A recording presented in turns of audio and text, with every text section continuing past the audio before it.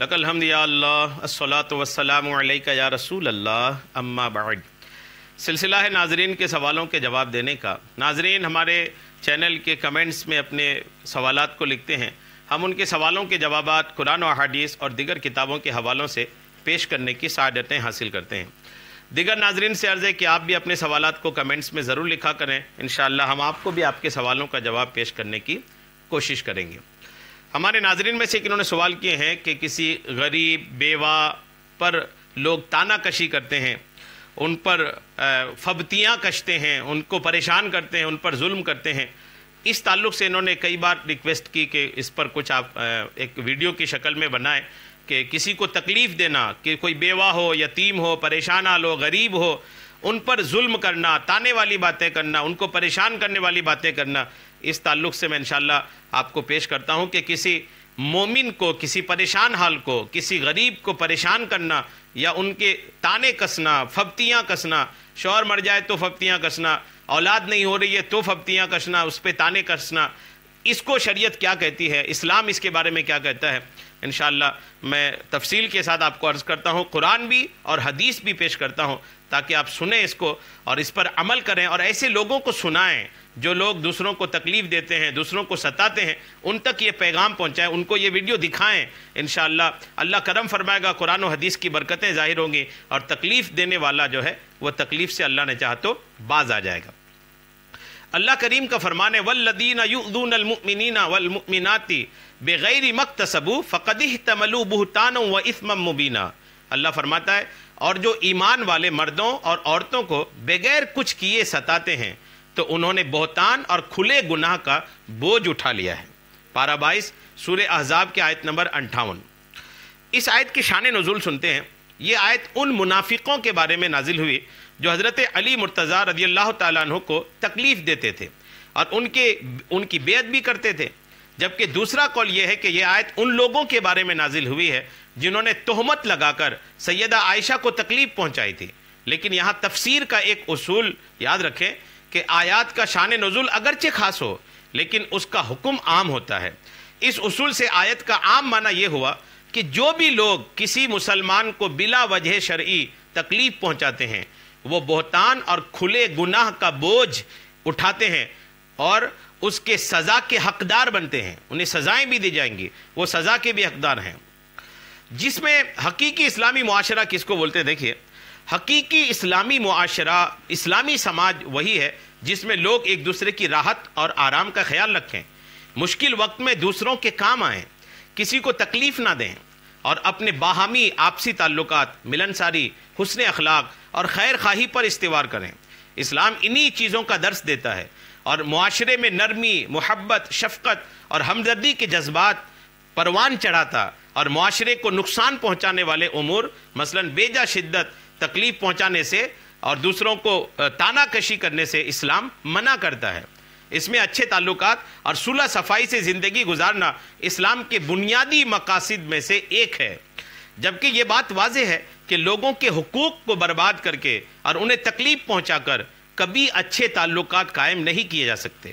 آیت میں اس حوالے سے ایک اہم اصول بیان کیا گیا اور یہی اسلامی تعلیمات کا لب لباب ہے کہ دوسروں کو بلا وجہ تکلیف نہ دو۔ سارا اسلام اسی کے آس پاس گھومتا ہے، اسلام کی ساری تعلیمات اسی کے آس پاس چکر لگاتی ہے کہ آپ کسی کو تکلیف نہ پہنچائیں۔ حدیث میں ارشاد فرمایا تم لوگوں کو اپنے شر سے محفوظ رکھو، یہ ایک صدقہ ہے۔ اگر آپ کی تکلیف سے آپ کے ذریعے سے کسی کو تکلیف نہیں ہو رہی ہے تو یہ بھی ایک صدقہ ہے۔ آپ اپنے ہاتھ، پیر، زبان سے دوسروں کو نہیں ستا رہے نا تو یہ بھی ثواب ہے جو تم اپنے نفس پر کرو گے۔ یہ بخاری شریف جلد 2 صفحہ 150 کی حدیث پاک ہے۔ ایک دوسری روایت میں کہ سرکار دو عالم علیہ السلام نے صحابہ کرام سے سوال کیا کیا تم جانتے ہو کہ مسلمان کون ہے؟ انہوں نے عرض کی اللہ تعالیٰ اور اس کا رسول زیادہ جانتے ہیں۔ ارشاد فرمایا مسلمان وہ ہے جس کی زبان اور ہاتھ سے دوسرے مسلمان محفوظ رہیں۔ مسلمان کی پہچان یہ ہے کہ آپ کی زبان، آپ کے ہاتھ سے دوسرے مسلمان محفوظ رہیں، بچے رہیں۔ اگر آپ کی ہاتھ سے دوسرے مسلمان کو تکلیف پہنچ رہی ہے، آپ کی زبان سے دوسرے مسلمان کو تکلیف پہنچ رہی ہے تو آپ سچے مسلمان، پکے مسلمان نہیں ہیں، آپ کے ایمان میں، اسلام میں کمی آ گئی ہے۔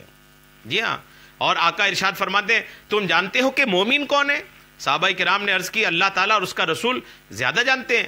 تو آقا نے فرمایا مومن وہ ہے جس سے ایمان والے اپنی جانیں اور اپنا مال محفوظ سمجھیں. ایمان والے اپنی جان اور مال جن سے محفوظ سمجھتے ہیں وہی مومن ہیں. مسند احمد کی حدیث پاک ہے. یہ تمام بیان کردہ احادیث کی مزید تفصیل نبی کریم علیہ السلام کے ایک اور فرمان میں موجود ہے. چنانچہ نبی کریم کا ارشاد ہے کہ ایک دوسرے سے حسد نہ کرو. گاہک کو دھوکہ دینے اور قیمت بڑھانے کے لیے دکاندار کے ساتھ مل کر جھوٹی بولی نہ لگاؤ. ایک دوسرے سے بغض نہ رکھو. ایک دوسرے سے منہ نہ پھیرو. کسی کے سودے پر سودا نہ کرو. اور اے اللہ کے بندو بھائی بھائی بن جاؤ. مسلمان کا بھائی ہے، نہ اس پر ظلم کرے، نہ اسے ذلیل و رسوا کرے اور نہ ہی حقیر جانے. پھر آقا کریم علیہ السلام نے فرمایا، اپنے سینے کی طرف اشارہ کر کے 3 بار فرمایا تقوی یہاں ہے. اور مزید یہ کہ کسی شخص کے برا ہونے کے لیے یہی کافی ہے کہ وہ اپنے مسلمان بھائی کو برا جانے. ایک مسلمان دوسرے مسلمان پر پورا حرام ہے. اس کا خون، اس کا مال اور اس کی عزت، اس کی حفاظت کرنا ہر مسلمان کی ذمہ داری ہے کہ وہ دوسرے مسلمان کی حفاظت کرے. یہ حدیث پاک مسلم شریف کے صفحہ 1064 کی حدیث نمبر 6541 میں ہے. تو دوسروں کو جو تکلیف دیتے ہیں نا ان کو یہ سنا دیں. مشہور تابعی مفسر حضرت مجاہد فرماتے ہیں کہ جہنمیوں پر خارش یعنی کھجلی مسلط کر دی جائے گی. وہ اپنے جسم کو کھجلائیں گے حتیٰ کہ ان میں سے ایک کی کھال اور گوشت اترنے سے ہڈی ظاہر ہو جائے گی. اتنی کھجلی ہوگی جہنمیوں کو. اسے پکار کر کہا جائے گا فلاں کیا تمہیں اس سے تکلیف ہوتی ہے؟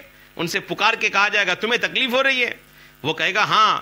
پکارنے والا کہے گا تو مسلمانوں کو تکلیف پہنچایا کرتا تھا نا، یہ اسی کی سزا ہے. جو دنیا میں مسلمانوں کو تکلیف پہنچاتے ہیں جہنم میں اس کے بدن پہ کھجلی پیدا کر دی جائے گی. احیاء العلوم جلد نمبر 2 صفحہ 245. آیت و احادیث کی روشنی میں یہ حکم بالکل واضح طور پر معلوم ہو گیا کہ دوسروں کو تکلیف دینا یہ بہت بڑا جرم اور گناہ کبیرہ ہے. لیکن ہمارے معاشرے میں اسلام کا یہ خوبصورت حکم جس طرح پس پشت ڈالا گیا ہے وہ شرمناک حد تک قابل ہے.